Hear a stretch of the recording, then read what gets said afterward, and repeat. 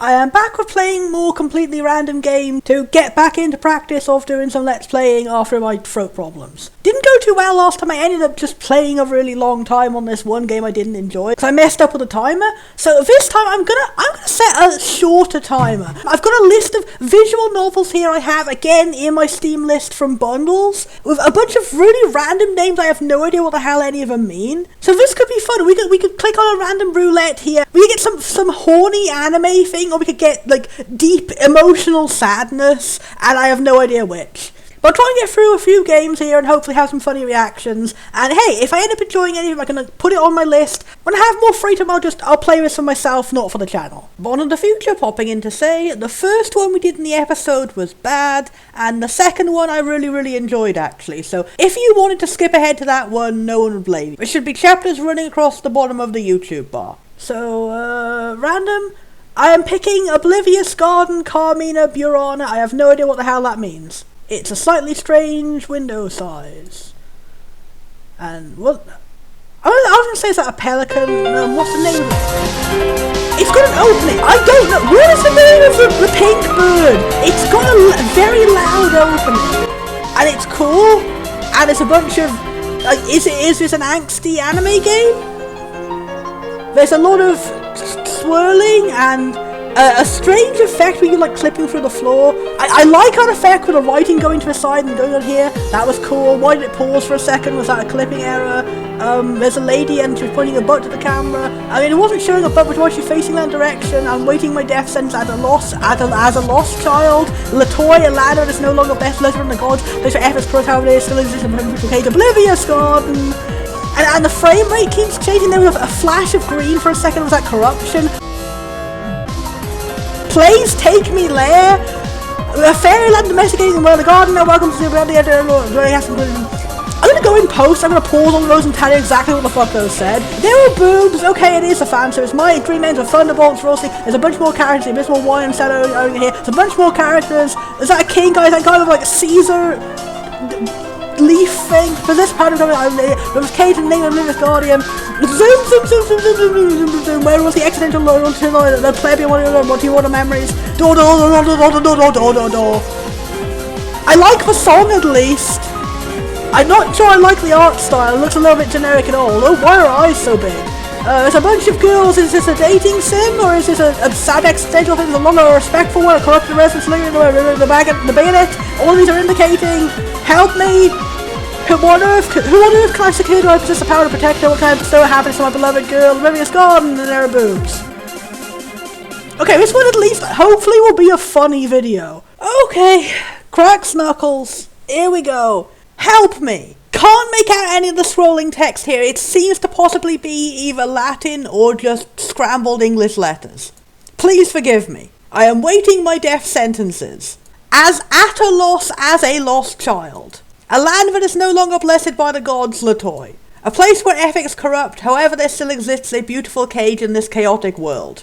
Oblivious Garden. Also cannot make out this text going here, it's just too fast. Please take me leave is indeed spelled like that. A paradise without secularism is a really weird way to describe this. That's gonna kind of make sense in the plot, but also not. A fairyland domesticated 7 royal birds. But the garden now welcomes a sinner. Treasures flow away like sands do from both hands. Without the ethereal dreams and warmth, the eye-catching crimson is the only colour I can see. My dream ends with thunderbolts roaring. The abysmal whine is the only sound I can hear. My internal world collapses before me. It's edgy as fuck. Do I possess the power to become her guardian? Please help me escape from this cage named Oblivious Garden. What does the external shy look like? I think they mean sky and it's just a little bit of an unclear font. The plebeian, do you have my approval to talk to me? To you, what are memories? A resentful whine. A corrupted resonance lingering in the mind. A mad scream reflecting the luminance of the bayonet. What kind of soldier glows in the dark? I don't get that one.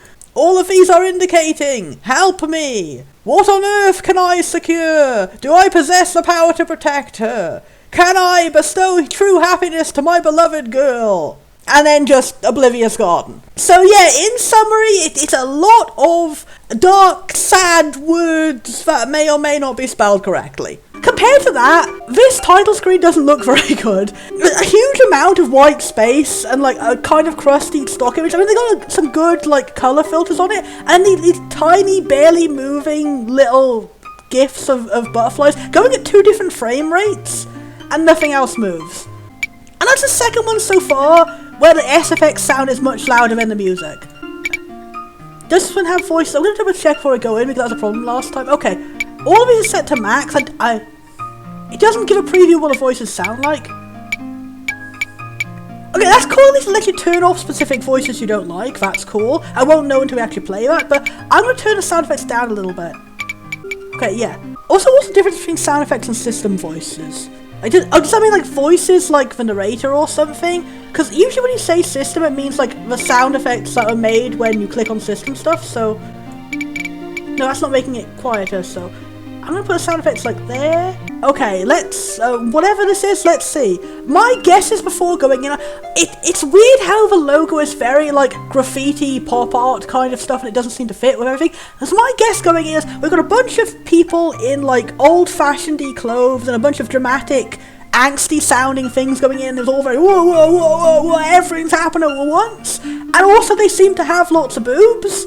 So maybe this is one of those games where it's like the opposite of Moe, where it's like instead of like, oh, it's cute girls I want to protect, it's like sad girls I want to protect. I don't know what this is called, but there was like that popular image of like a bandaged angel girl that was going around a lot on the internet back when I was little. Kind of genre of anime, like depression anime, but it's also fan service. So that's what I'm guessing going in, and it was a lot of stuff about can I protect, can I save her from, and then there's birdcage imagery, so maybe it's about a bunch of sad goth girls are stuck in a gilded cage, like they're trapped in a fake utopian world, and this man who has come in from the outside, presumably if it's a dating sim, usually tend to be heterosexual man on women. It'd be cool if it was a gay dating sim, but yeah, whoever the protagonist is has come from the outside world and is like, I'm telling you this is an illusion, I need to help you escape, and they're all trapped in this mansion cage placed together, and he tries to figure it out. Maybe that's it. The gods withdrew their blessings from the continent named Latoy. Okay, that was definitely a word that was somewhere in that absolute text blast. Though the people in Latoy were finally free to shape their own destinies, their freedom came at the price of hardships they never could have imagined. Without those blessings, the prosperity of the past faded into legend. Order broke down, morality deteriorated, in the chaos that followed, paradise was lost. The final result was an endless flame of war. There in the Empire of Salantu, which dominates the southern lands of Latoy, Emperor Paradisio, ruler of Salantu, tries to restore his people's faith in the gods as well as expand their realms. So that kind of really sucks as well. And I'm saying that the writing is... From the perspective of the people, that's terrible. Like, you want to escape from the rule of oppressive gods, and then by doing it, all of your life gets destroyed and everyone dies and you have to go crawling back to them. That sucks. All these poor people. In the name of the gods, the territory of Salantu gets bigger. Latoy is now split into 2 primary rivals. The northern section of the continent is ruled by the United Principality of Ostia. These are a lot of terms for me to remember off the bat. The wars between these 2 superpowers and their smaller neighbours never end. Hero of the people, Iral Race is a nephew of the Emperor Paradisio, not Paradisio, and a genius tactician. He conquers countless lands and names his land to the Emperor and the gods. And Bonford slightly moves around the window to be more centered on the screen. And oh, that's nice, the interface is on the top instead of the bottom. Oh, there's a dictionary. I can't click that now, but presumably that'll be actually like, oh, if you've forgotten these terms you can check them later. That's really useful, thank you. Anyway. Because of Arel's success, his uncle's plans gradually bear fruit. As Salantu's army conquers its neighbours, the people's faith in the gods and their emperor's divine right to rule grows stronger, and Bonford has also forgotten to set the timer. Now Bonford does! Now Bonford does! With each victory, Arel's fame spreads. Eventually the entire world stands in awe of his talent and Salantu's might. His renown and skill bring a gradual change to Latoy. So, are we in the stage where Latoy is the one where they don't have the gods? Or has Latoy already gone back to the gods, and are they part of the 2 global superpowers? Like, if that was that, then there wouldn't be much point in them mentioning they were the ones who went away from the gods and had like a period of not having any prosperity and they were poor. So, it could be this one kingdom that's really poor because they went away from the gods and they're trying to go back to them, and there's one country that's really prosperous because of the gods. And this general is working for the guy and his uncle, and one of them is the king. Paradisio is the king. Okay, a gradual change to Latoy. With each kingdom that is conquered or surrenders to the gifted young generals, hope for an end to the madness of war goes strong. So Latoy is the one that worships the god and is strong. Born in the future, rereading this, unpacking this.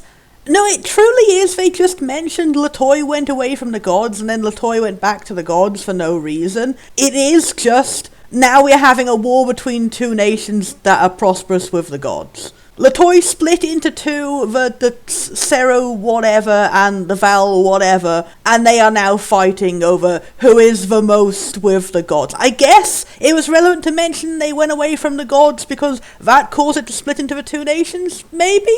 Okay. Finally, all believe a total victory is within this man's reach. No one who came before him has ever succeeded in uniting so much of Latoy. The only remain. It's really strange to have this all just happening on a black screen with like no background. You could have just had a basic background of some guys fighting in a war and it looks all dramatic. The only remaining opposition to the Empire's greatest rival, the United Principality of Valstia, is that the poor guys. In the Emperor's command, the Real race turns its gaze northward and marches on Valstia. Victory after victory convinces the world that not only is this man a genius, but he has the blessings of the gods upon him. And he's probably going to lose, and that's going to be like some other disaster has happened. That's where we start. This could have been great. It's like not honestly a playable section. It's a visual novel, so but a section where we go from the perspective of a rail race, and we see like a scene of one battle of him growing in his arrogance, and like naturalistically people say these things about this country used to follow the gods and blah blah blah blah, rather than just having a big text scroll. And then at the end, it could be dramatic, and you're like, oh no, he's fallen, and he's gone from grace, and he was not the protagonist actually, and there was a surprise, and the prologue was someone different, and now we go to the real protagonist. That would be cool. That'd be a nice way of doing it. That would remind me of how Ore Shika had you playing as a previous generation who died in the tutorial, and it was cool. Anyway, even the strongest fortress in all of Latoy, the pride of Valstia, is no match for his tactical cunning.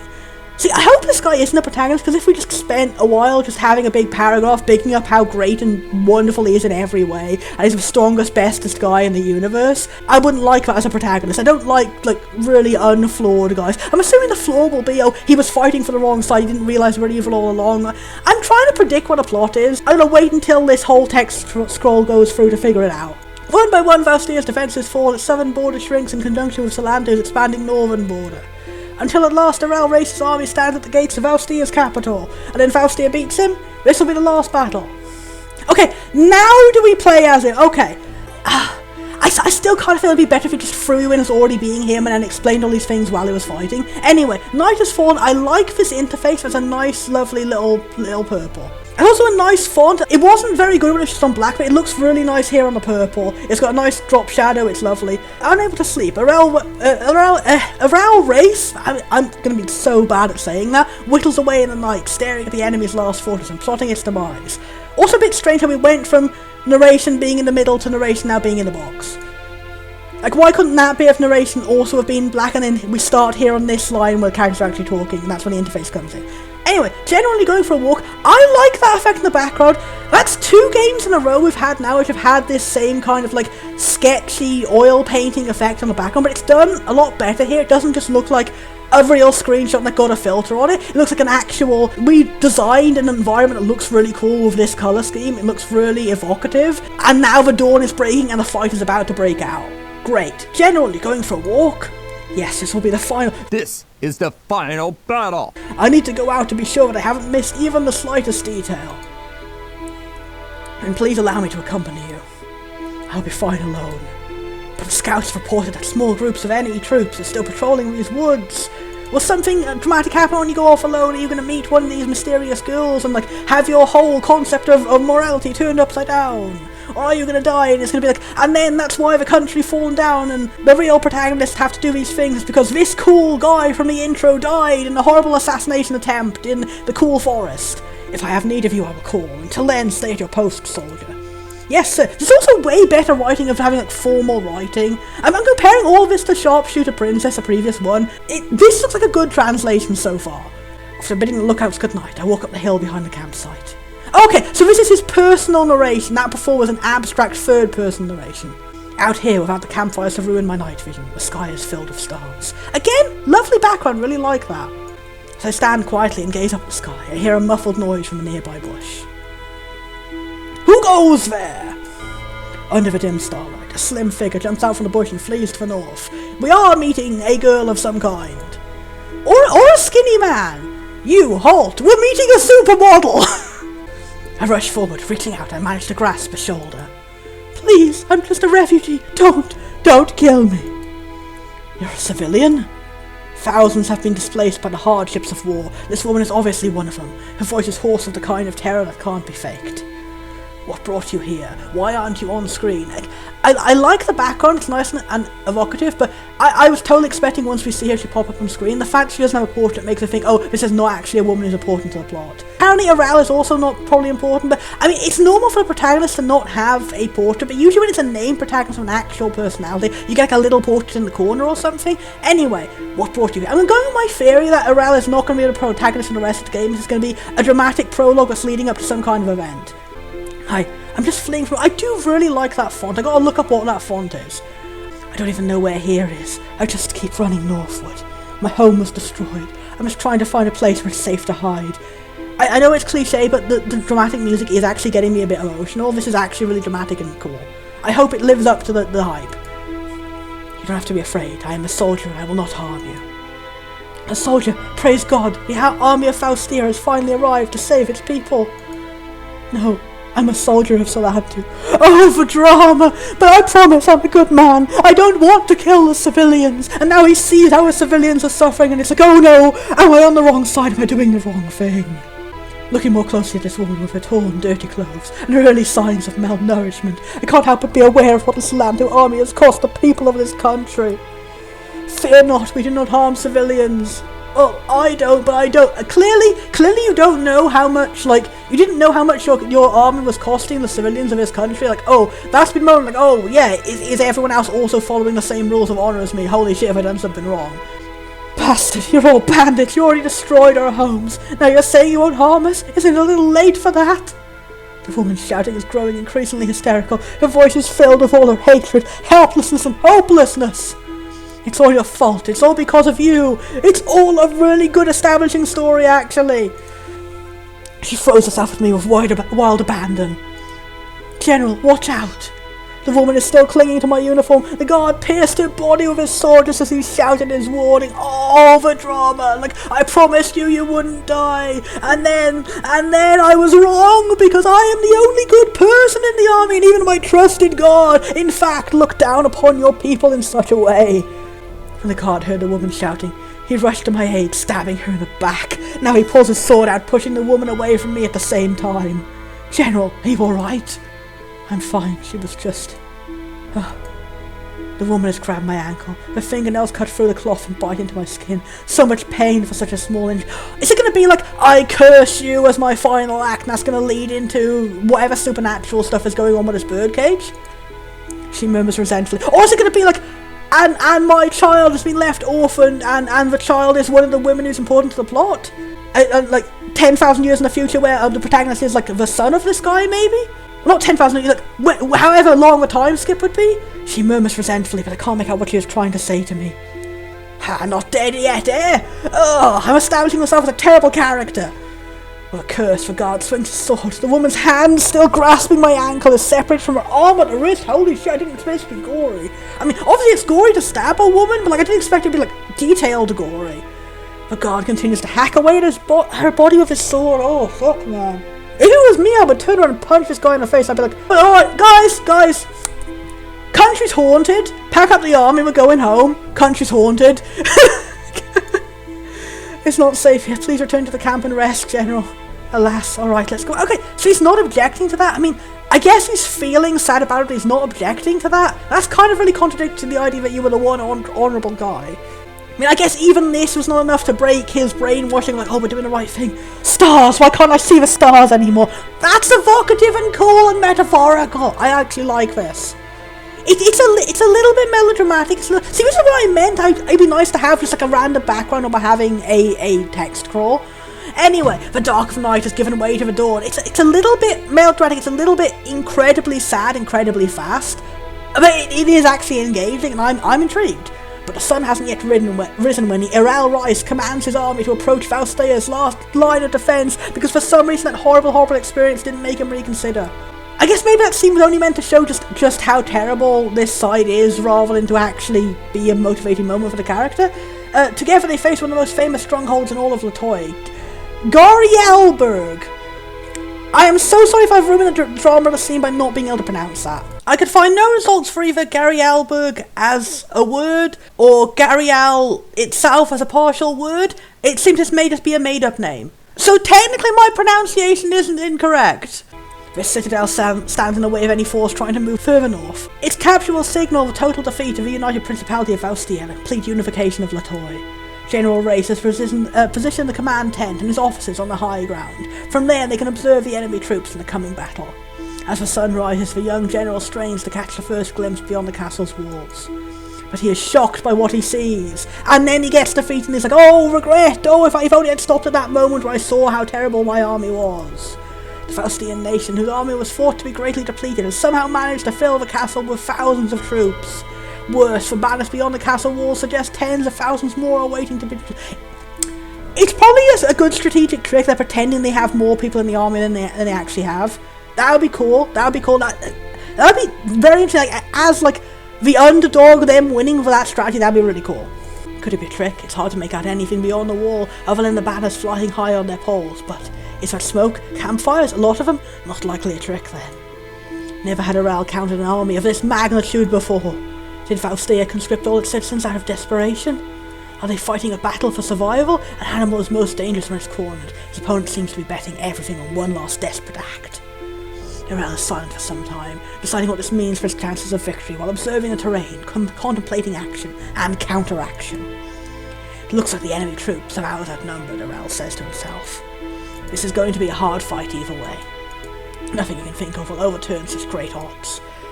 Soldier says. It does break it a little bit with having a bit of a monologue and then suddenly, like, what should clearly be in a text box. But I guess it would also ruin the drama if it suddenly went down to the text box. You can have a text box appear in the middle of a screen, that might work. The enemy is opening the castle gate. They're coming out to fight us. Aral sighs. Too late to back out now. Too late for regrets. Yeah, you should have regretted yesterday when you had a perfectly logical reason to stop. Aral descends from his command post, joining his troops. He takes place at the front of the army and draws his sword. Listen up, men. This will be our last battle. I want you to remember that no bastard ever won a war by dying for his country. He won it by making the other poor dumb bastard die for his country. That seems really out of character from everything you've said so far. You've been like a very fancy man. You've also been like, I am honourable, I do regret what's happening, and now you're just like, make the bastards die! They all fucking suck. I want each of you to fight bravely, but more than that, I want each of you to survive. Our goal is to return home and see our parents. We've only got 2 days left to retirement. Well, he should have been crippled. Vaustia somehow managed to muster a seemingly endless supply of troops for the final battle. Aral brought all his tactical skill to bear on the disaster, shifting strategies at a moment's notice to stem the tide. Though he was successful in repelling countless waves of attackers, the outcome of the battle was clear to him from the start. Bond of the Future just butting in to see something else I noticed. Then how the hell is Aral an honourable man? If he knew that they were outnumbered and they were going to lose, then he made that big speech of, oh, they're just bastards, don't care if we kill them. Come on, men, let's go run and we'll totally win. So he basically just increased the amount of casualties that happened because he didn't want to actually give up. And then he just lost anyway and all of his troops are dead now. Okay! After more than a month of bloodshed, the siege of Garialberg ended in the defeat of Aral Rise. You tortured both your own soldiers and the civilians of this country for over a month on a fight you knew you were going to lose from the start. I don't want to play as this bastard. What was left of Salantu's once proud army returned home, not in glorious victory as our empire expected, but hounded by the shame of defeat. Aral, badly injured in the fighting, was carried back to the capital by his subordinates. At the same time, the news of his failure was spread across Latoy. It didn't take long for the fragile piece Aral had carved of steel to devolve into the madness Latoy had become accustomed to. The smaller countries that had once surrendered rose in rebellion once more. Many feudal lords, hungry for their share of a now crippled empire, began to carve out new kingdoms as well. The nobility of Salantu condemned Aral. There were calls daily for the emperor to execute their once beloved hero, and to be honest, I kind of like... This whole setup here has made me not really feel bad about his fall, because again, literally just shown, like, you're on the bad side. Oh, there goes our timer, and this will keep going till whenever this ends. Like, literally shown, like, you're on the bad side, and he was like, this is bad, and I'm telling the lady I won't kill her, and then my troops killed her, and I'm not going to do anything about it. I'm going to continue doing, for as far as he knew, he was going to go kill the entire country and steal their land. And the fact he failed doesn't change the fact that, like, yeah, he was just like, here's a big fucking glaring, like, neon sign saying turn back now, you've gone too far, and he didn't listen. So I'm kind of like, obviously I don't think he should be bloody executed just for failing a fight. That's really stupid and hypocritical if he's won a million other fights. Like, everyone's gonna lose a fight once, and but like, he should be fired and kicked out and Called me a little baby, broke my pencils, kicked me in the groin and bonked me on the head. And he burned me alive, and he pushed me down the stairs, and my shoes fell off. and someone else should take his job. And I wouldn't feel bad about that. I would expect him to spend the rest of his life regretting that he didn't do more to stop everyone from doing absolute atrocities to that poor woman. But Emperor Pariasio ignored the will of his nobles. Through a combination of political and social manoeuvring, he calmed their bloodlust. Oh, well, that sucks. He publicly denounced Aral, stripped him of his titles, and leaving. Okay, he's doing that at least. Finally, he exiled his nephew from the capital, so over time the people would forget their failed general. Well, that's good, he should, and I'm glad he did. 3 years go by, and then the Emperor summons Aral to the palace. Okay, there's a lot of stuff happening in a really short amount of time, and it's all in the prologue, we're not actually seeing much of it. All we saw was Aral having a bad time and making a terrible choice for that lady. Okay, strange inconsistencies of the backgrounds. I was saying the background looked nice and it wasn't just a photo. This is literally just a photo. The bare minimum amount of filters on it is just literal stock art. Aral Rice, what do you have to say for your failure at Faustia? Your Grace, I only ask your mercy towards us. Maybe let's keep going until we see at least one character sprite. It'd be funny if this trailer is just a glitch and we're not seeing any of them. I only ask your mercy towards the soldiers who fled the field of battle. Our failure at Garalberg was my fault. I did my best, but it wasn't enough. Do you really think reminding me that your best just wasn't good enough will help your cause now?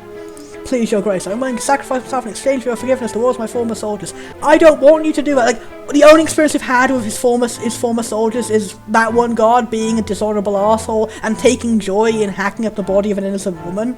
It doesn't seem conductive to this idea. And again, we're going back to the idea, he's so honourable, he wants to spare his men, but we saw him being not honourable 5 seconds ago. Was that scene maybe just meant to be like, oh, it's such an angsty experience Aral went through, rather than this is a sign that Aral has gone too far and needs to be knocked off his perch and have a humbling experience?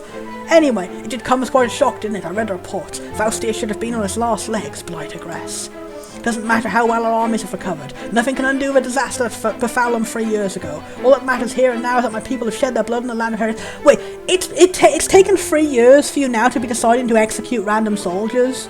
Why wasn't this just like immediately after that we go to him immediately talking with the Emperor and chastising him from what's going on, rather than just, I care about you so much, I spared you from the heavier punishment, and I exiled you, and then I've invited you back from exile 3 years later to discuss punishing other people, who for some reason I couldn't punish at the same time I punished you. Their souls will find no rest, for this is a heavy burden and is yours to bear. I have prepared myself. Your execution will not compensate me for their loss, nor will it help us. It already said in the text scroll you decided not to execute him. The annual miracle play will be upon us soon. I will let you arrange it this year. I'm sorry, what? They just literally slapped me in the face. Okay, your punishment is you have to run up a children's play? Maybe this could have been established in the lore of, like, how the country works and stuff. Like, they're very focused on theatrics, and this is a yearly event, their biggest thing is this play? Maybe, and it's a symbol of peace, but it wouldn't make any sense, because how on earth, your involvement should pacify the souls of the soldiers? How? How would he even pacify the civilians who were mad at him? Like, wouldn't they all be pissed off? Like, oh yeah, the most important event of the year, there's this happy social event, is now being run by the awful disgraced soldier who caused us all to fail and die. Wouldn't they just be like, now we're not going to go see the miracle play, and it would fail more? Even if you made the best miracle play ever, like, less people would show up to it. Anyway, who died so far from home? Your Grace. That should have been 2 textbooks. Like, it was strange how it ended mid-sentence and it started a new text box. I would expect that. That's pretty normal for visual novel formatting, is if we have like a sentence that would fit in a new text box, it tends to be a new text box. Your Grace? If you will go to my garden, there are 7 princesses there who will act with you in a play. Prepare for it, but be warned, Irel, do not forget your station once you are inside the garden. Okay, so basically everything we just saw is irrelevant, and now we're just gonna go date 7 women, and we have to do a play? Like, how did it go from so fucking heavy to so light-hearted so fast? I will not break your trust again, Your Grace. Don't go fucking those sexy anime women! Also, I've only just noticed the name box remains on screen even when there's no name in it.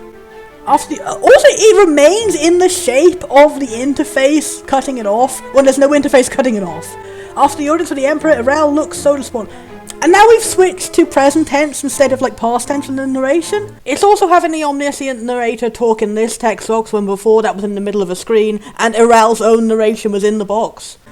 He has been given an opportunity to redeem himself, but not in any situation he is familiar with. He knows that one of the princesses... See, this could have been a good idea if we played into how surprising it was and we had, like, more of a scene, but when it's just abruptly said like that, it's just kind of comical. We've gone from murdering a civilian lady to fucking Glee Club, I guess. He knows that one of the princesses among the 7 is going to be the Emperor's concubine, likely to whisper his every move. I'm glad I went further than the time limit, because I would have ended like, wow, this sounds like a really good, really dark and deep visual novel. No, it's just anime booba. Likely to whisper his every move around the Paradise's ear. Prison called the Oblivious Garden. Okay, so it's not literally a prison in any way. It's like, it's a place where all the concubines live. I mean, I guess it makes sense, like, it could be metaphorically a gilded cage. Those who live inside are required to forget the past. Okay, so it is literally a prison, and that's creepy. Okay, so I hate the fucking Emperor. He has, like, his concubines are loyal pets.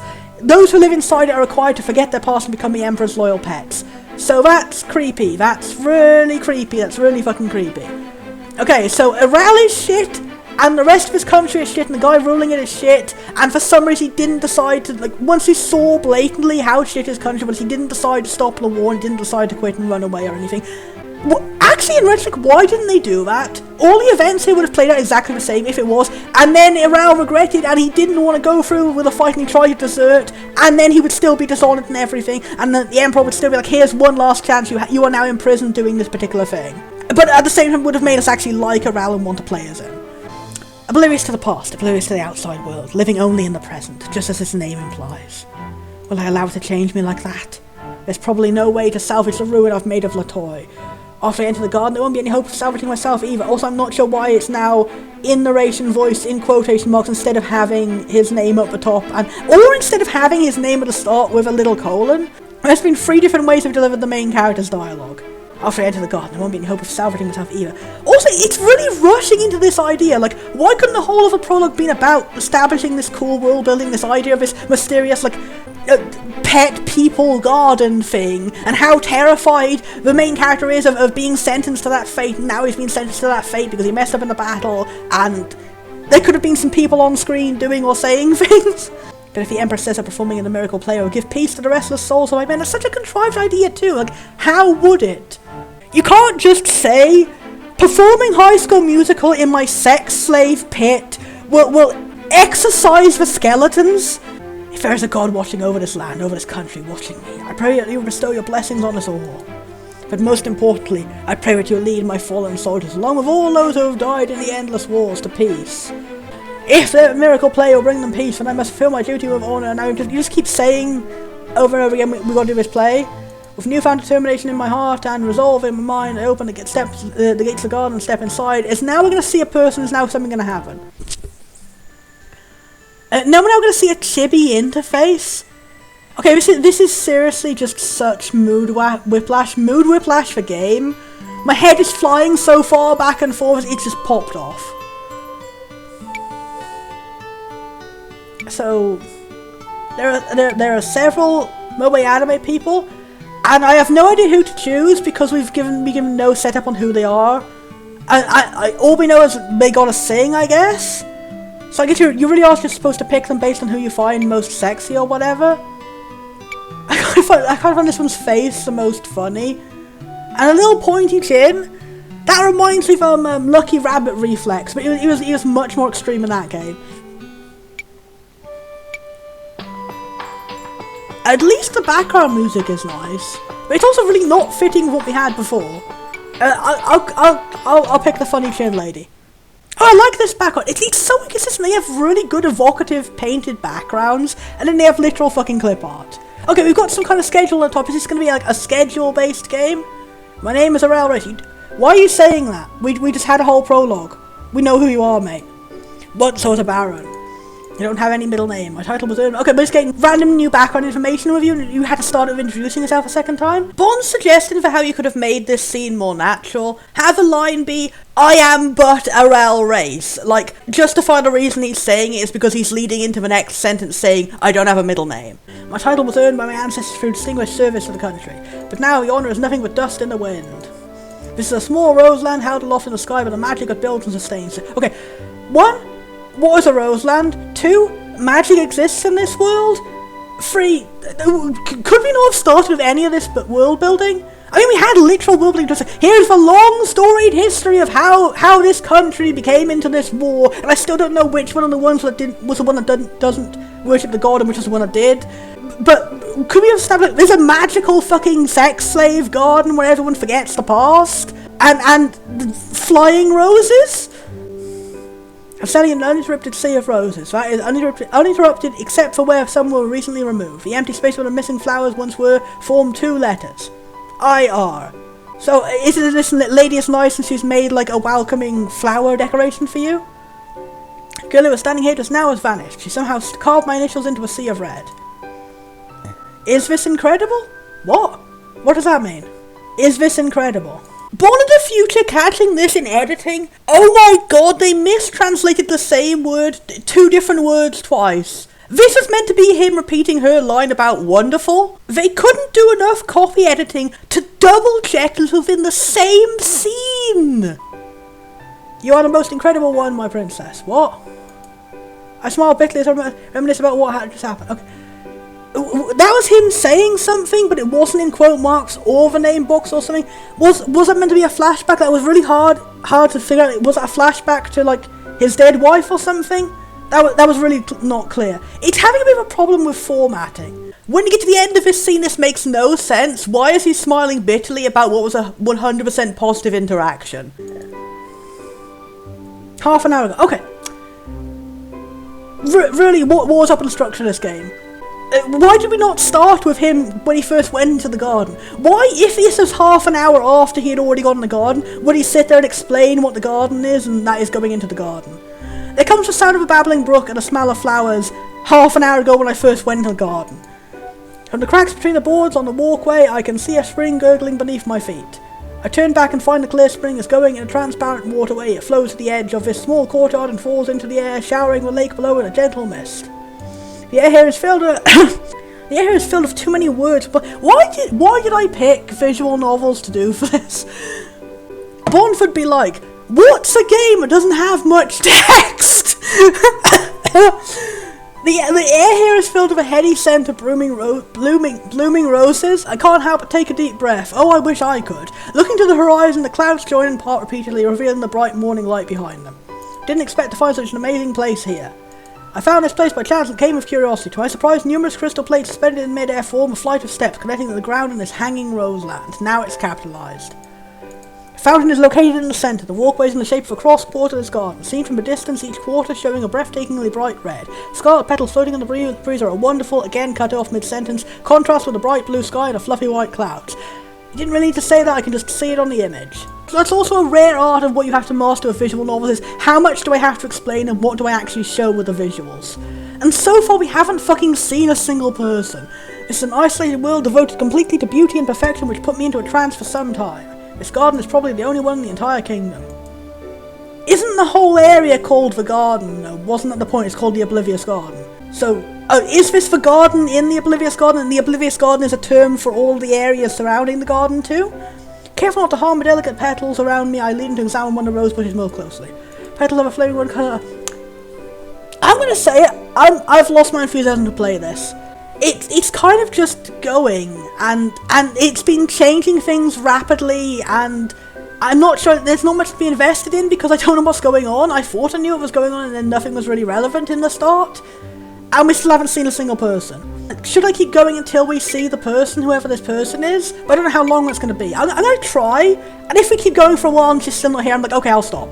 The petals have a flaming red colour that looks full of life. But unlike a normal rose, they don't even have thorns. They are unblemished by the cruelty of this world. Even a noble woman with the poorest taste could not disparage such a magnificent beauty. The gardeners who care for this place must be true masters of their craft. Surely it must be a full-time job to maintain even such a small sliver of paradise. The man has just walked in and gone off on a tangent. Like, if I wanted to listen to, like, Autism Hyper-Focus Simulator, I could just talk to myself. Strange that I don't see anyone tending to the plants right now. Here is quite different from the noble gardens I've been to. Sudden breeze causes ripples on the surface of the water. As it blows through a sea of roses, the wind picks up thousands of the bright red petals. Once the wind dies down again, the petals fall in a gentle scarlet shower.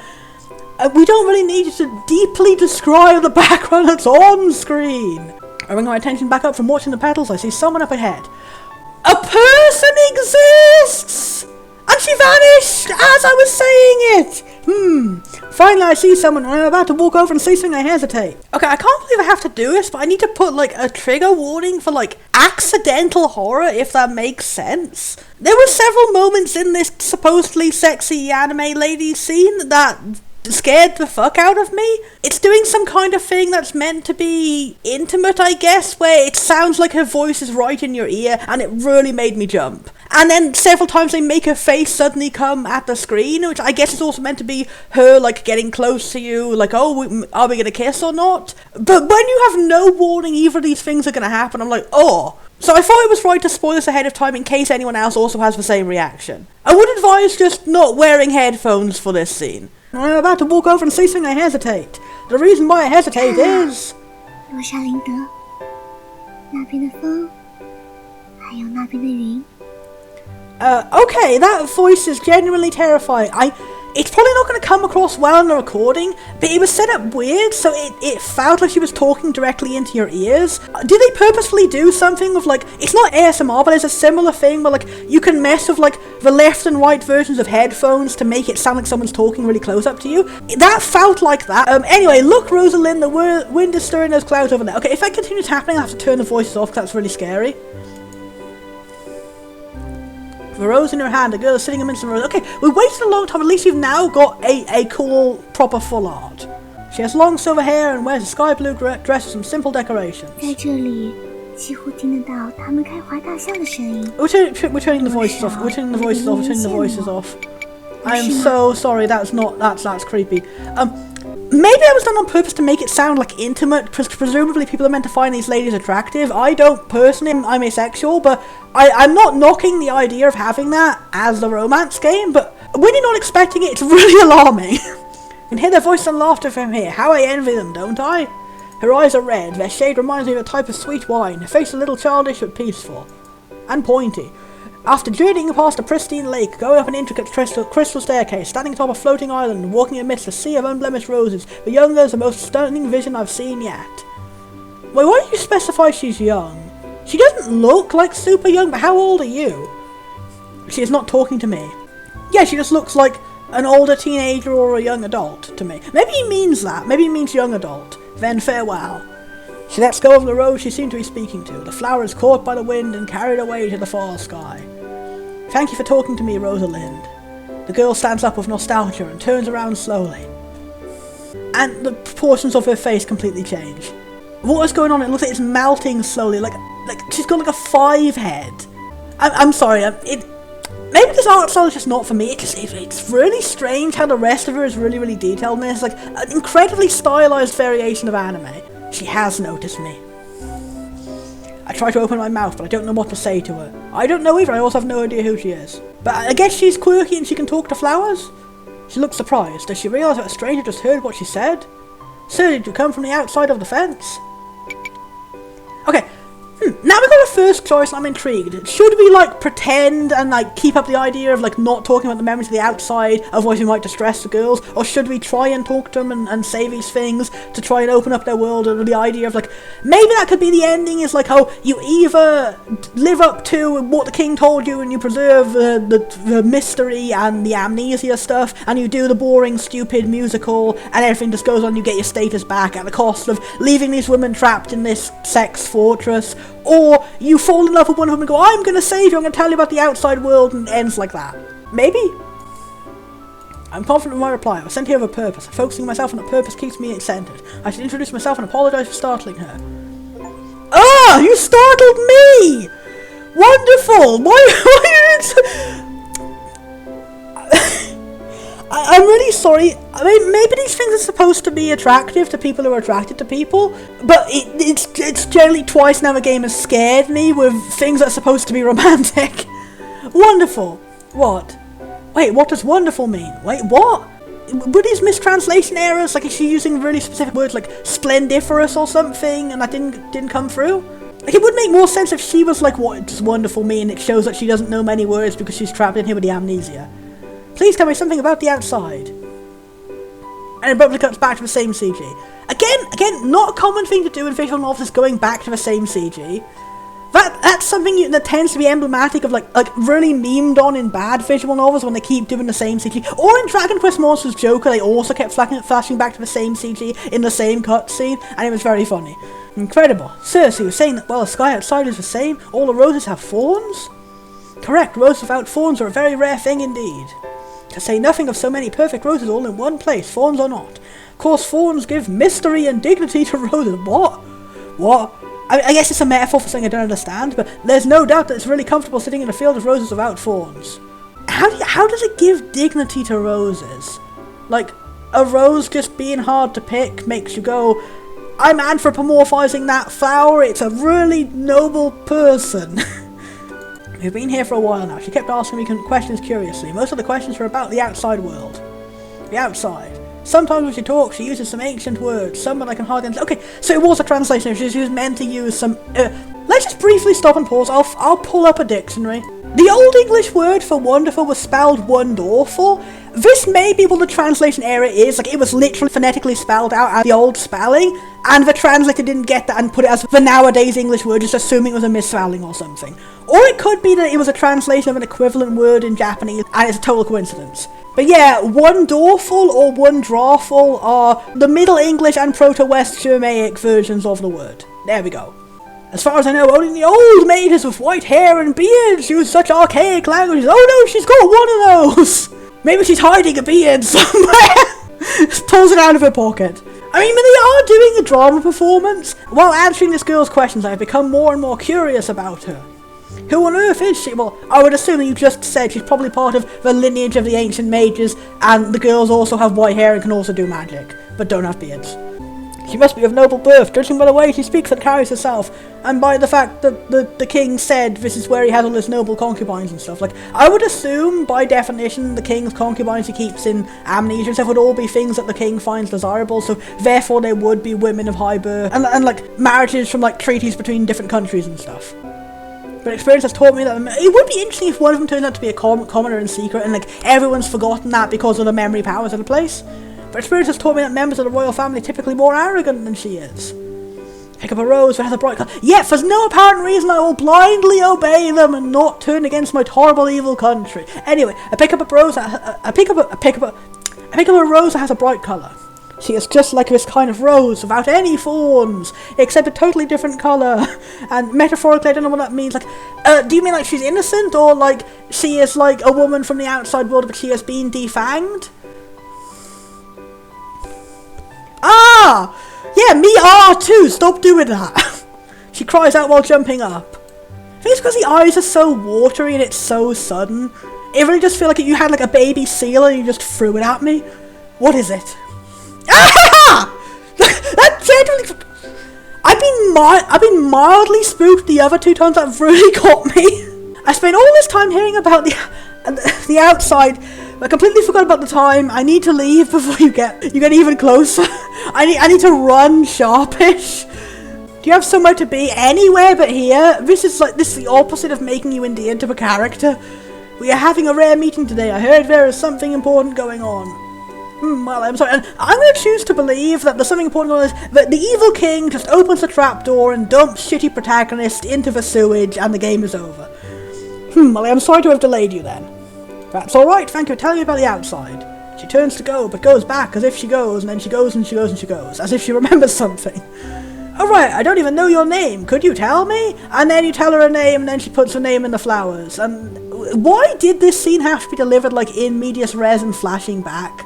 What do we gain from the fact we already know she writes our name in the flowers? It doesn't make it any more heartwarming. It doesn't make you go, oh, whoa, I didn't expect that's what would happen, because you obviously know she writes your name in the flowers. That's just, there's no other way to read that scene.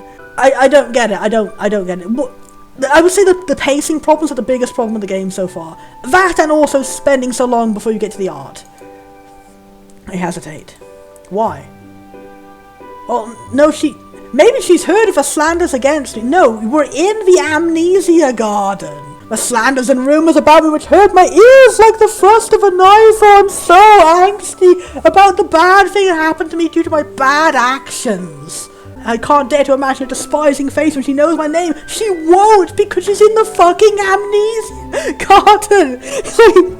Irel race. And she's gonna be like, I don't know what that fucking is. I'm in the Amnesia Garden. Shoot him with the dehydration gun.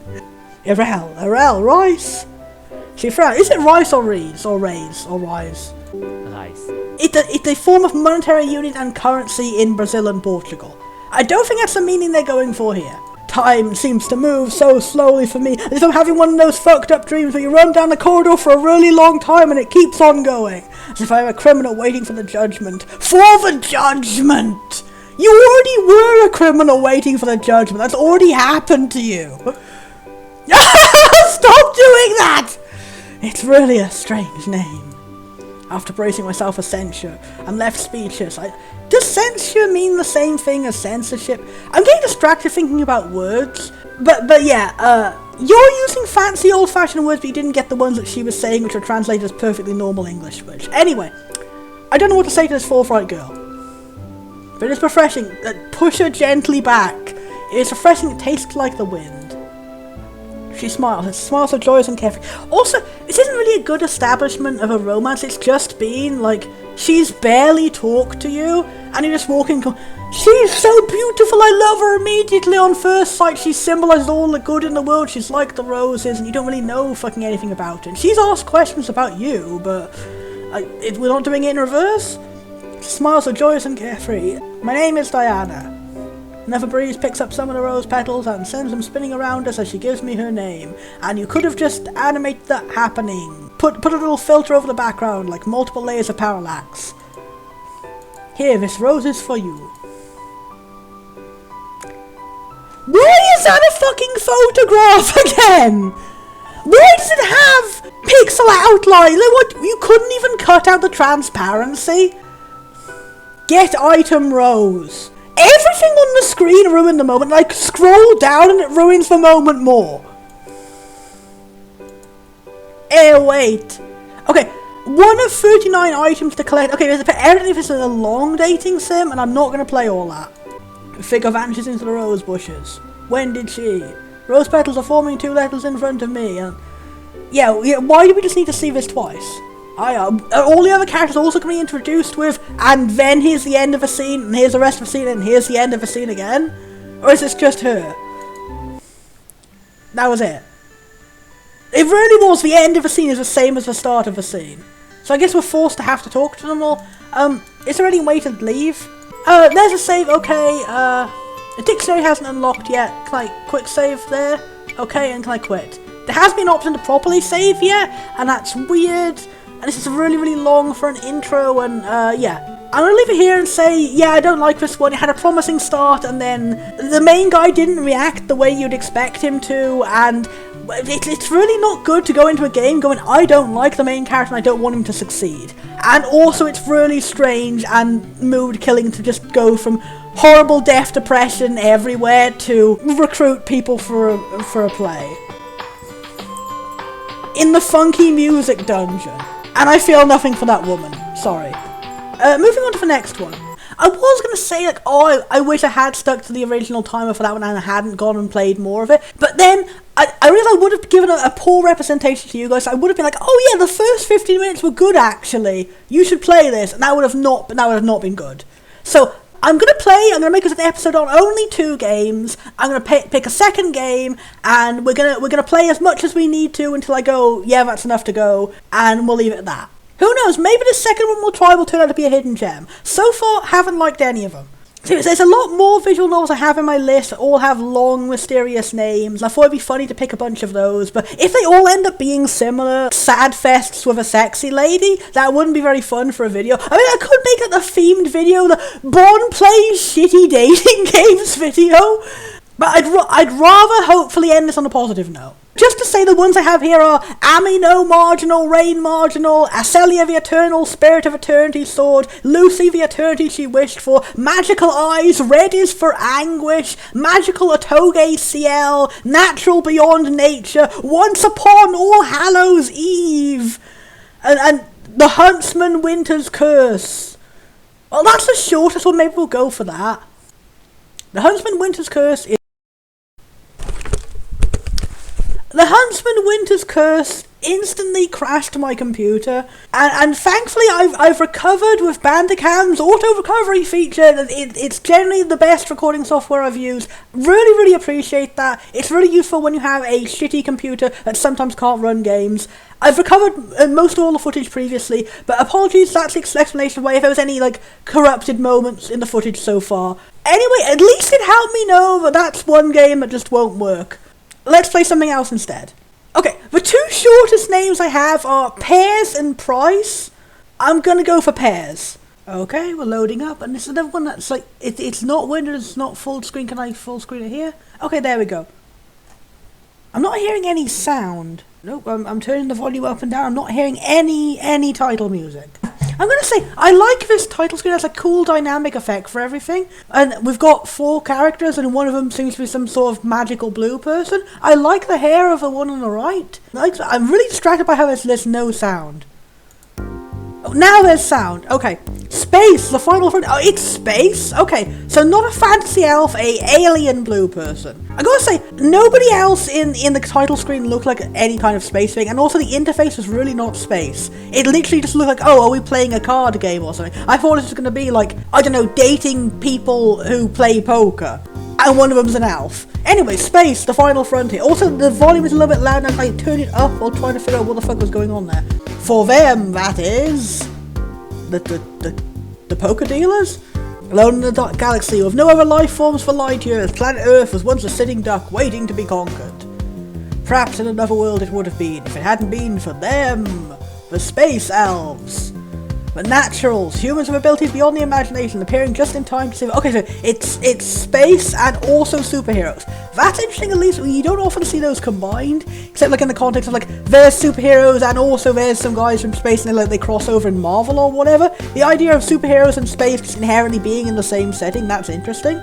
Also gotta say, I like to connect all these together to give a critique. It's nice when you have an opening scroll of some general text going on, you have a cool background while it happens. I like this is a great cool background. This is I don't know what the name is for this kind of space event, but this like horizon space thing, it looks really cool. The first time on the Earth, clash against the Nyans was devastating, but through the blood, sweat and tears of the naturals, that first battle was won.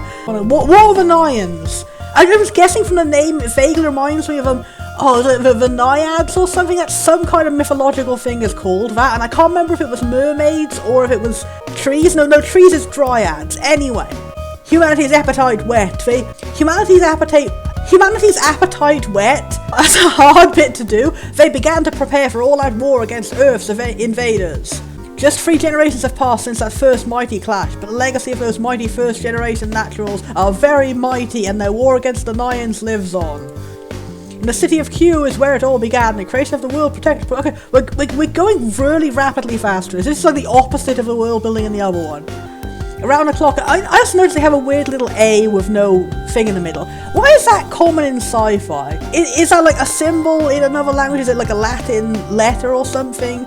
Or is it just a commonly used font? Around the clock, it prepares for the next generation of naturals, eagerly waiting for their chance to go head-to-head with the universe's greatest threat. Also gotta say, the name Naturals is really weird for superheroes because it sounds like you're saying they don't have powers, and also it makes you think of naturalists, which is a very different thing that I hope is not going to be on screen. Exoplanetary Dictator King Chaos! Okay, that's really cheesy, sorry. And of those scores of heroes, not one of them would ever dream that the successor of their greatest threat is down on Rosemary. But gotta say, again, the interface, really not space, really not superheroes either, really just look like cards. And what is the name Pairs about if it's not about cards? Maybe you have to be in a pair of like one alien and one superhero? In a pastry shop. Oh. Okay, I really like that design. Evidently it's a bit fan-servicey because it's like, she's basically, like, is it actually like a swimsuit or is she naked and she just has these rainbow patterns that just happen to cover her titties like that? But like, it's rare to have a fan-service design that I still like as a platonic non-fan-service like a person. And I think that's really cool. I like the really floofy, crazy hair. I like it's a little bit busy, it's a little bit too many crazy colours going on, but I do like the overall thing. I think maybe if, like, the outfit wasn't also big, bold contrast, like, if she just had, like, a bit more of a plain coat on, it might work better to draw attention to, obviously, the big contrast of all these rainbow markings running through her skin like that, and also big makeup, and also big hair, and also a funky little Anubis statue on her forehead or something. Really cool. Whoever you are, I like you, alien lady. She kicks open the door of impunity, a defiant sneer on her face. Also, this music sounds like Ghost Trek. Nobody move or I'll turn your skin inside out, McKay. McKay? Oh, MK. Okay. Kitten Pink. So you're a supervillain, I guess. Kitten Pink. Yes, it just said that. Daughter of King Chaos, terror of the universe, and heir to the throne. Okay. I wouldn't say you look like the daughter of a supervillain in any way. Nothing about this design communicates that. You just look like a cool alien. If anything, I'd say you look like a heroic superhero.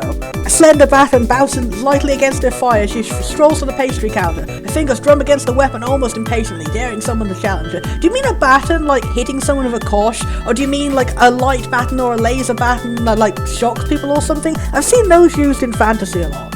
Or do you mean, like, a baton of bread?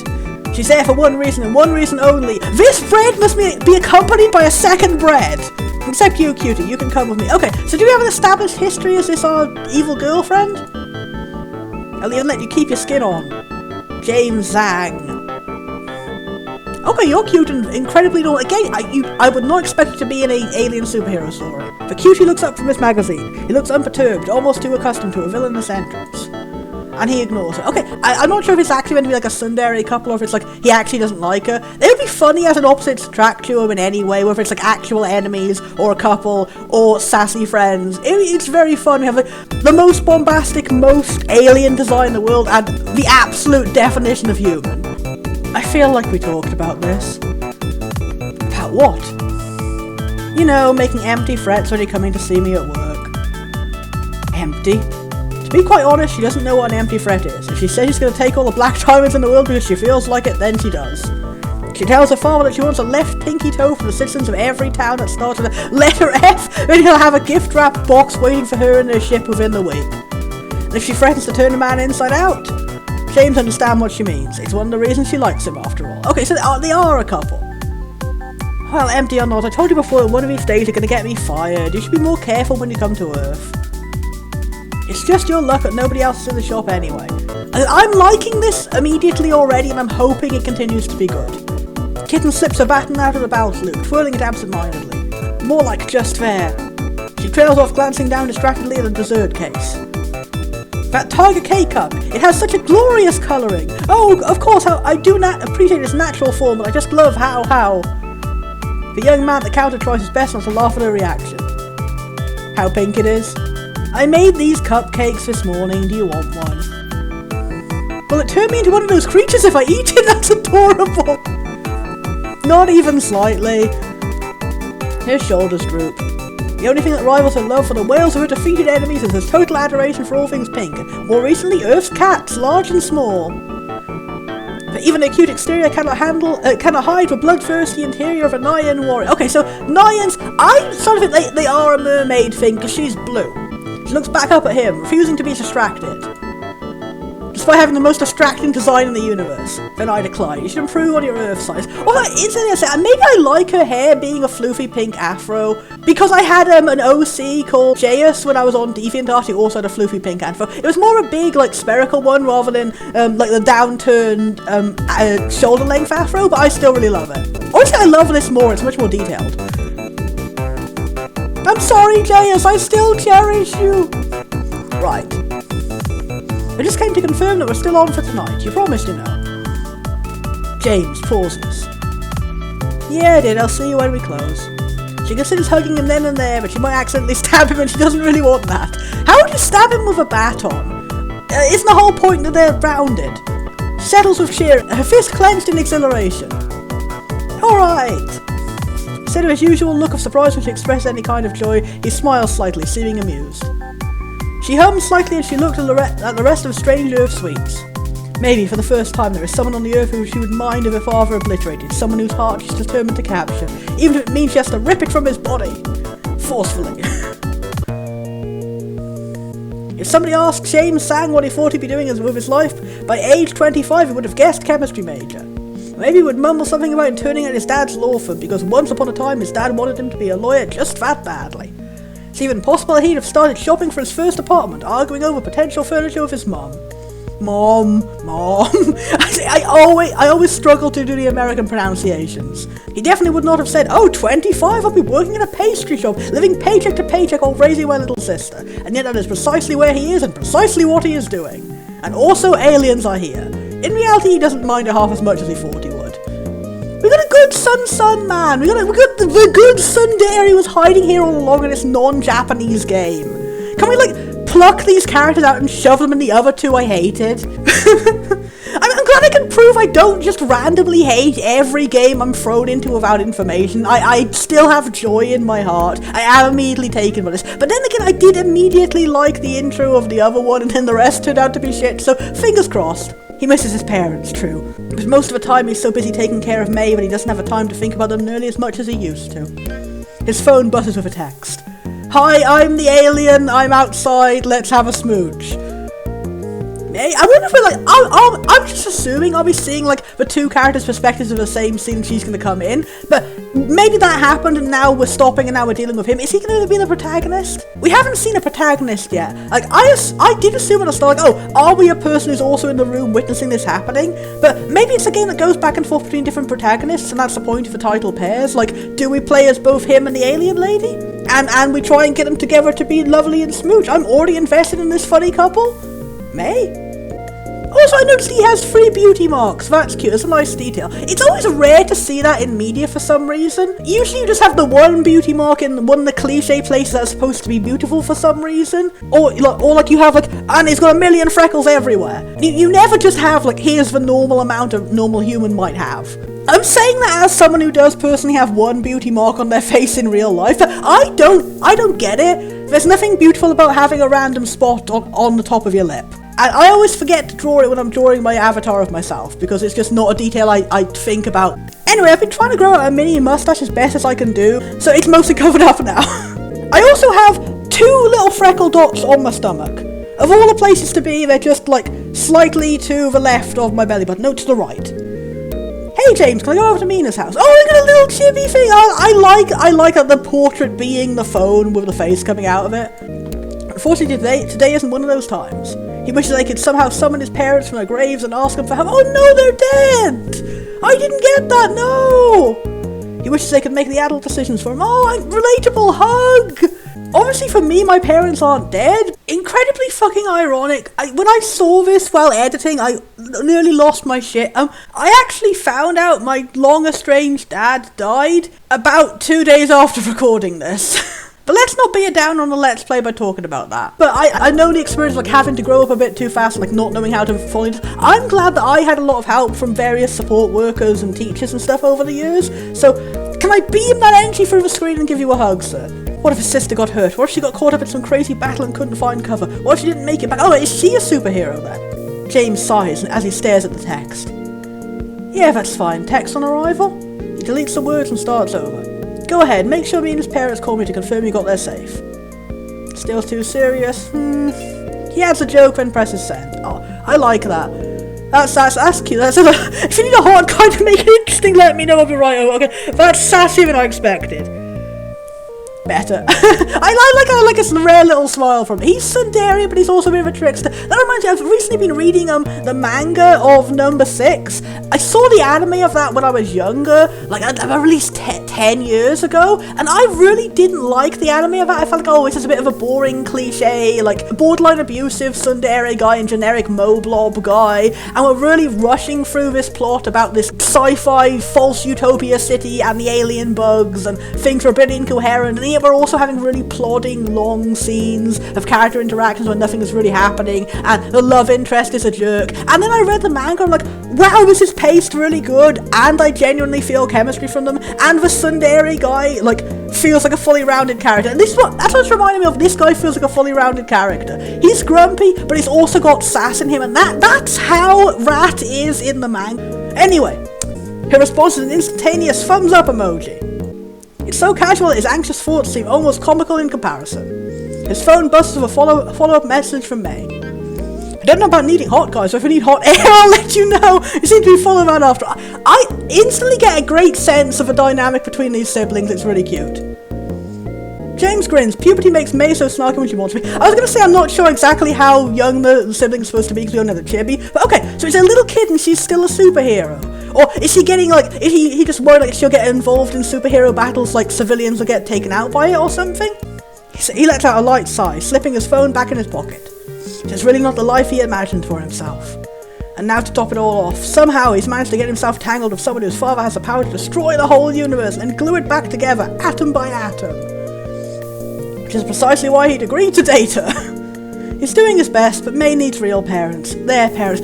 You can be like you can marry and redeem the funny villain lady, and you can be like adoptive, like sibling and auntie parent thingies, like, and you don't have to have biological parents to be loving legal guardians. Sometimes you can just be a sibling raising their sibling, and you can be good and wonderful. But you do need help, and you do need support. You need someone else in your life to take some of the burden off you, because it's very difficult to do it at a young age, and that is why I hope the ship goes well. I'm already cheering for you. But I hope you do convince it to not destroy the world. That would be bad because you are in the world.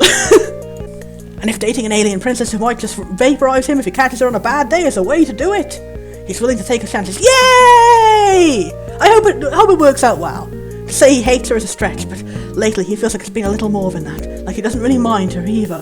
Aww. She certainly is a whirlwind, even when she's threatening his livelihood. What would his parents think of her? Because that would have gone over well. Mom, Dad, this is my girlfriend. She may or may not collapse buildings as a hobby, but she's a nice girl most of the time. Her moral compass is just a bit.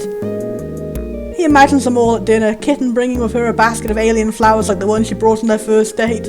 Some kind of species from her homeworld that melted with beautiful colours into fresh water but exploded when too warm. A fitting metaphor for her, he'd thought at the time, and not too surprising that she and a flower shared the same name. Noya. The voice. Okay, so is that her actual name? That's her superhero code name is Kitten something. The voice of his co-worker breaks his thoughts. Are you also an alien, or is it just like alien fashion hairstyle? Because I've seen those bun hairstyles a lot in sci-fi stuff. I wonder if Star Wars was the first one that started it, or if it was a pre-established thing before that. I've still never seen Star Wars. Hey, what are you smiling about? I'm smiling. I'm thinking of my big adorable blue crush and the havoc she will wreak. He shakes his head. What is he thinking? This, whatever it was, is definitely temporary, just until he can get his parents back. Oh! Get his parents back? Are you trying to resurrect the dead, sir? No matter how cute he found him, is it like her evil father has necromancy powers and that's why he's dating her? And suddenly we are in somewhere else. Who was that person we were just talking to? That's weird to introduce a character for 5 seconds and then pan away to another scene. Maybe she's Carmelita and now we're going to go visiting her. Carmelita rests on her hands and knees, breathing hard into the ground. Do you want to spar again, Dragon? Dragon. A word that invokes fear and wonder. Mystique and mystery. And a certain game series from Japan that Bonford likes.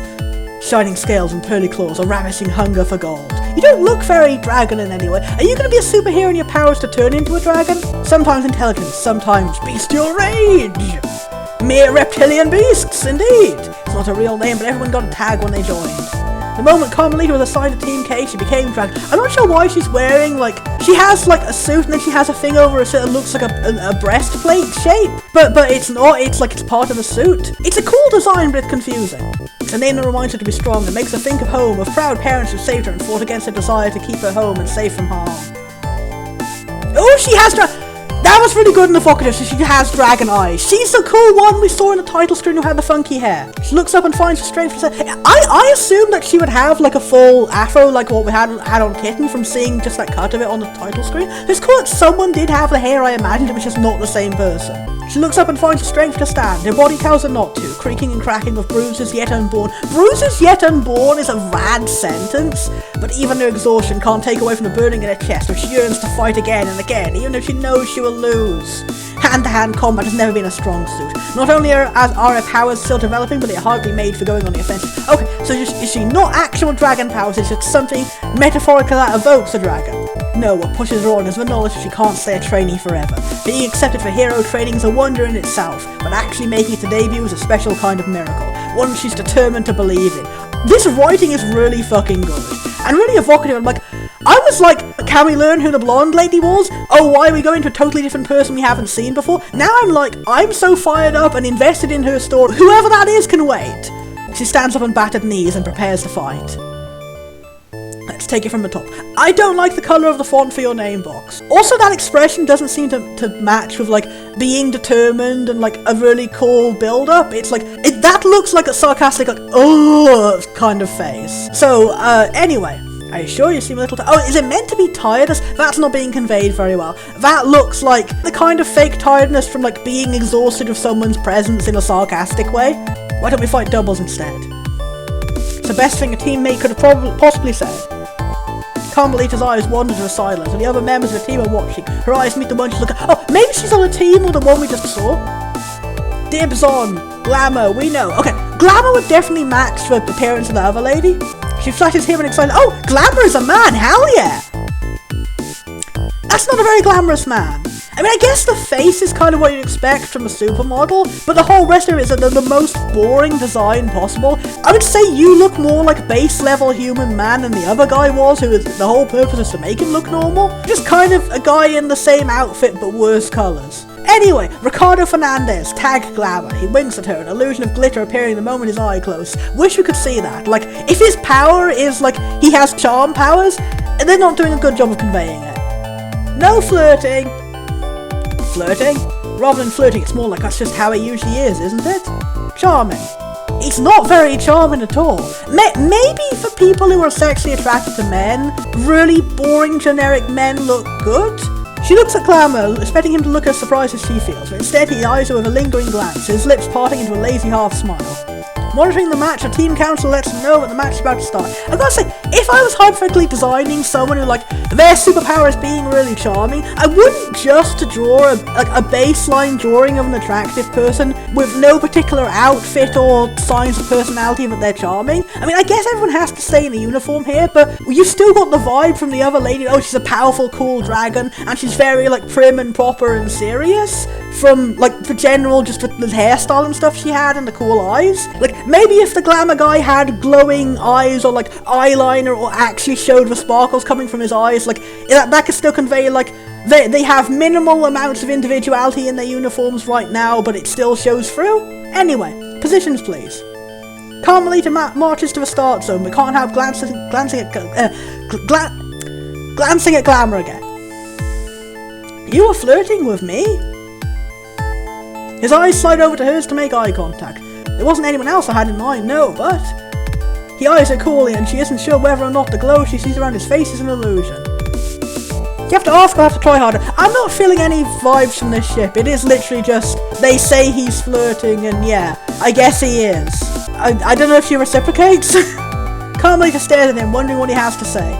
Lately it seems that she never knows what to say, especially when he starts acting like that. So I guess she reciprocates? Okay. I'm not really interested in this. Can we get back to her cool fight? He looks away, taking his position. Before she has time to form a response, the match starts with a blow of the whistle.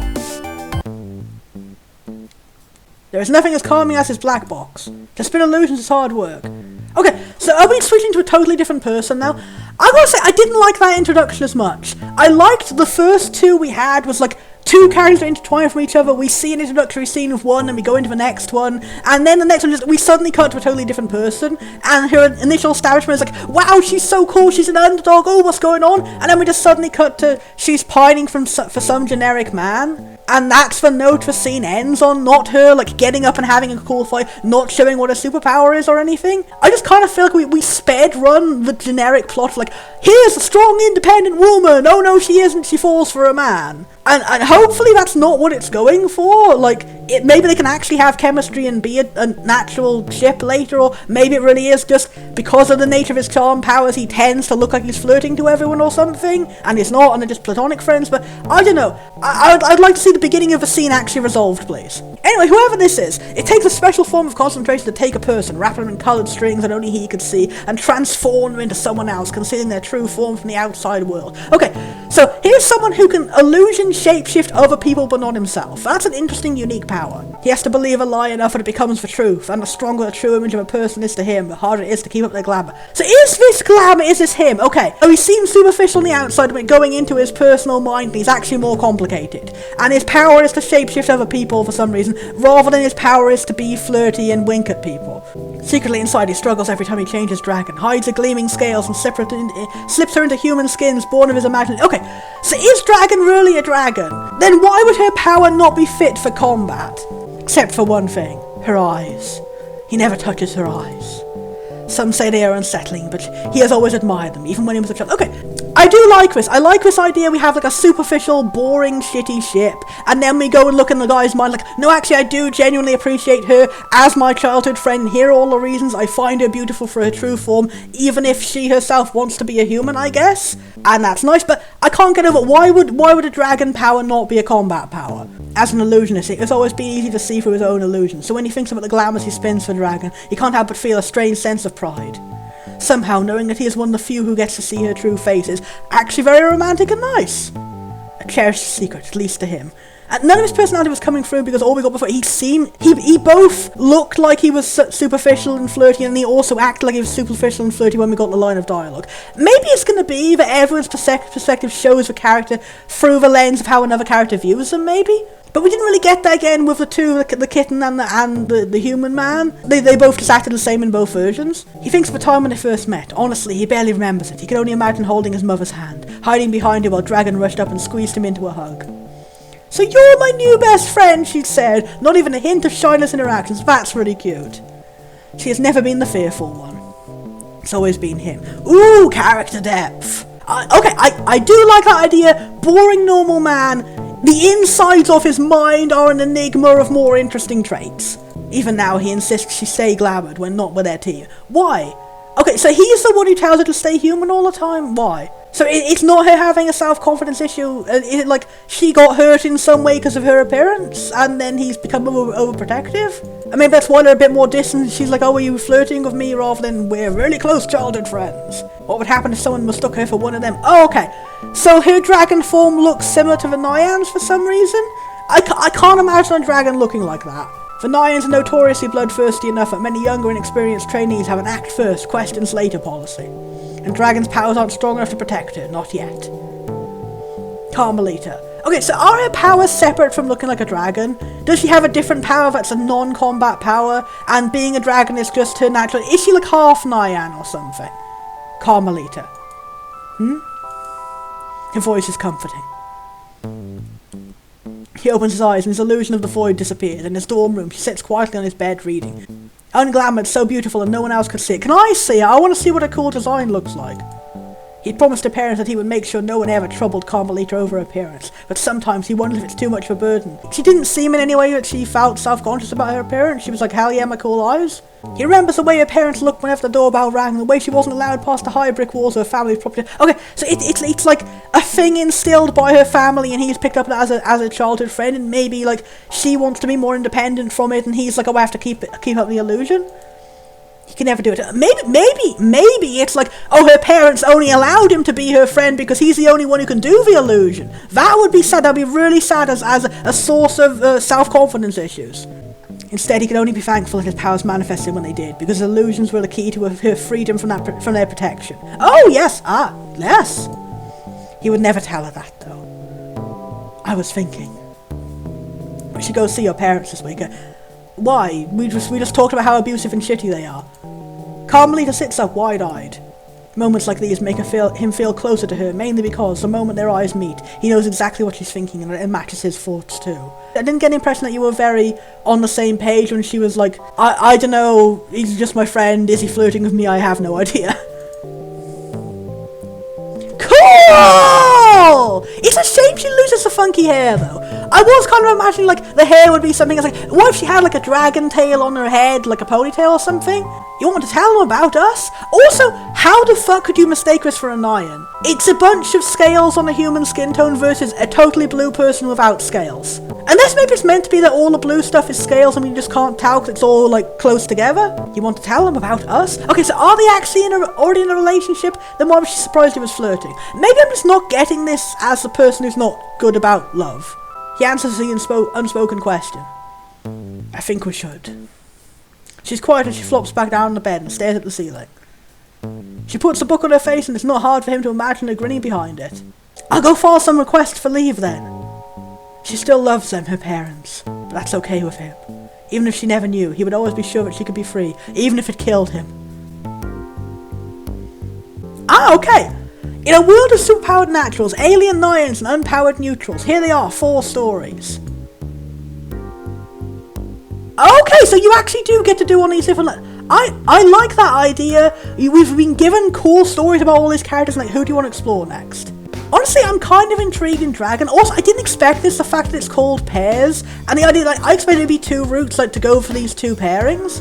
I don't know who to choose between, like, the characters and then the characters they're dating, like, whose perspective do I need to see the better version of the ship or anything? I'm not sure. Is there, like, a save? I'll save here, because presumably I'll have to keep going back here to see all the routes.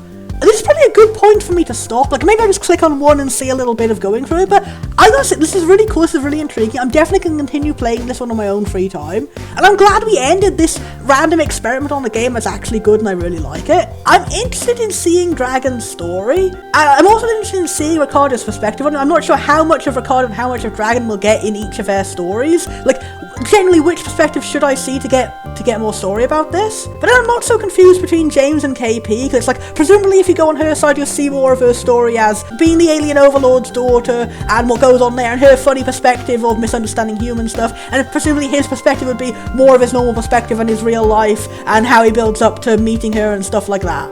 With these two, it's generally they're so intertwined, like, I don't know, like, do I click on Dragon if I want angst about her being this partially human dragon thing, or do I click on Ricardo because Ricardo was talking about the illusions and stuff? And I feel like their section was a lot faster and a lot less, like, talking about their actual relationship than the other two. Like, it's not just me, like, there seemed like a disparity in, like, explanation there. Like, especially with Dragon, we didn't really get to know much about Dragon. Like, she's cool, she's an underdog, she's doing a cool fight, and then just, it was interrupted, we're talking about Ricardo. And then we're talking about Ricardo the whole time in Ricardo's section, and at the end we just suddenly go, him and Dragon are actually dating, which seemed totally contrary to the information we had in Dragon's section. So maybe Dragon's section, like, takes place chronologically first and shows how she realizes she's actually in love with a childhood friend, and then Ricardo's section is, like, later on it shows, like, their difficulty dealing with the abusive parents and trying to get them to accept her and accept their love. Maybe? I'm not sure. I really felt that rushed through really fast and it gave a totally different impression of the characters for both. So, I would say hypothetically, I'm most interested in the perspective of the normal guy dating the crazy alien overlord lady, and then secondly, I'm interested in the crazy overlord lady, like, her perspective next, and then I'm interested in Dragon, and then I'm interested in Ricardo last. But it's not because, like, I think he's the least interesting, it's more like my guess of what would be in their 2 particular routes, which may be totally wrong, and maybe the other way around. So I'll go for this. James, you keep turning off your alarm. Just get up already. My sister's voice cutting through my bizarre dreams. I sit up with a start. It's 7 AM, and born for the ends the game here. Because my throat is really going. That's definitely enough to give a good showing of the game. I love this one. This one wins all of the free so far. I am glad that clicking randomize on my fucking Steam library actually led me to something awesome. And okay, ending here, I'll say this might be the last video I'll do of this kind of thing. I wanna gauge like you guys' reaction. So if you've watched this video or the previous video, like, do you find this interesting? Do you think this is a good idea? Like, in between my actual big main long projects on things I'm really invested about and things that take a lot of effort, would you enjoy Bonford just randomly plays some potentially shitty, potentially good games that they know nothing about for 5 seconds and maybe have some funny reactions? Or alternatively, is there anything else that you think would work good for like this time slot in my YouTube? Like basically short, no pressure videos that I can put out just to make sure you guys aren't waiting too long. I'm open to all suggestions. Personally, my other idea I had, I've recently been getting into the nostalgia of rewatching Mark Watches and Mark Reads, markdoesstuff.com. I really liked that when I was younger. The site's not running anymore, the creator is now going on, has become like a fully published author, it's really cool. But I liked revisiting that, and basically what it was just, oh, here's a person who, well, their theme was actually, first time reacting to shows and stuff I like. They were like the prototypical reaction video person before there was even a trend on YouTube, like really old back. It was like text-based reactions to things, and it was really charming. But my idea was like, okay, what if I make some videos of Bonford rewatches a nostalgic anime they liked when they were a kid and give some general comments on an episode and says, hey, yeah. I wouldn't be showing actual footage, I wouldn't be defying copyright or anything, so it wouldn't be like a full run through of an episode piece by piece. It'd probably be just like a short, like 10-20 minute video of me just going, hell yeah, I enjoyed these things, this is vaguely what's happened, here is my critiques of things, here are things that have aged well, here are things that have aged poorly, oh, I like this animation scene or whatever. Would that be interesting? I've never really done talking about shows as opposed to video games on my channel, so I don't know. It could be refreshing. That's a joke, it's not going to make any sense, because I was going to say one of the ones I was thinking I might do was Uran High School Host Club. So, we got 3 candidates for that if you want: Uran High School Host Club, Soul Eater, or Full Metal Alchemist 2003. And I'm going to say ahead of time, I will not commit to watching all of a show and doing every episode, because the entire point of this is just to be small in-between update videos, and basically I'm already dedicated to two ongoing long projects, a Random RPG Maker and now the Jake Coon 2 Let's Play, so I don't want to go pile another thing on my plate. This will just be every now and again I do this, and if it falls off, if people aren't enjoying it, if I'm not enjoying it, we might just leave it there. So personally, I would say like Uran High School Host Club is the most likely I'd be able to actually complete, because it's a relatively short 1-season thing. The other 2 are big, huge animes, big, crazy action things. Oh, so I may as well actually sum them up. Uran High School Host Club is a parody shoujo reverse harem anime when the main protagonist girl is like mega androgynous and doesn't care about gender and is fine with cross-dressing and gets roped into a mysterious circumstance where she has to cross-dress as a boy, and it's just like, hell yeah, I'm fine with this, and it basically subverts every trope you'd expect of the genre, and it's great. It's really funny, it's a classic comedy anime, and it's also got a huge queer following of a lot of like possibly accidental queer themes, some actual like direct references to stuff. I will just say with this one, there are 2 episodes in particular that have accidental, like poorly aged, problematic stuff, so I might just either skip those or warn you guys, oh hey, here's a negative episode where I criticize a thing. And another one I really like Soul Eater, that's still my favourite shonen action thing to this day. It's a cool, like, Tim Burton-esque, Halloween-y inspired shonen action battle anime with a female protagonist, and the whole premise is that there are some humans who are humans and there are some humans who can turn into death scythe weapons, and they have to partner together with a regular human who can wield them and use their power to fight against the Kishin, who's a big evil guy. And it's just really cool. I just really love the world building. It's nice to immerse yourself into. It's got a really good English dub. It's really funny. It's also like legit scary and tense at times. There's loads of really good emotional moments, and it has one of my prototypical coming out of my egg non-binary characters I liked as a kid. Unfortunately, the otherwise good English dub censors them to just calling them a boy, and in the audio commentary for that, the creators of the English dubs did say, we checked up and he is the official neutral pronoun for English. I'm like, no, even at the time, that was not correct. That's like, I was really outdated even at the time. Like, I understand they wouldn't know like